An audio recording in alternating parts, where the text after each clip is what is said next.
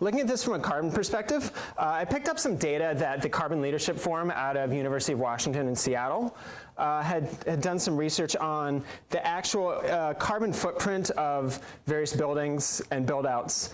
So they had one for corn shell buildings, one for tenant improvements, and one for mechanical, electrical, and plumbing.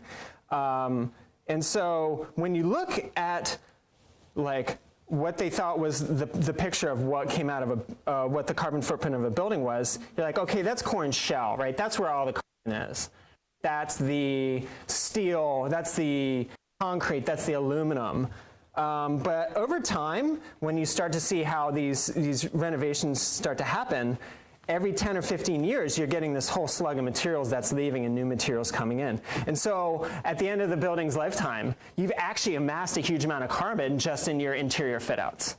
Right? So both from a waste perspective and a carbon perspective, we really need to start looking at this. I will show you, you all are obviously in tune with this. When you look at a pound, let me go back to this about one second.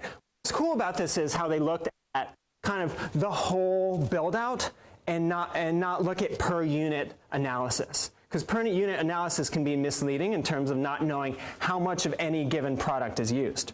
But if you do look at it that way, reuse is going to kick ass any day of the week, right? We see over 95, 99% reduction in carbon against a comparative new product.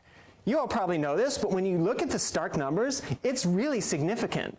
And so when you compare what it takes to take a product out of a building, put it on a truck, and send it to a warehouse, it is light years beyond. I mean, literally, it's like infinitesimal compared to new materials.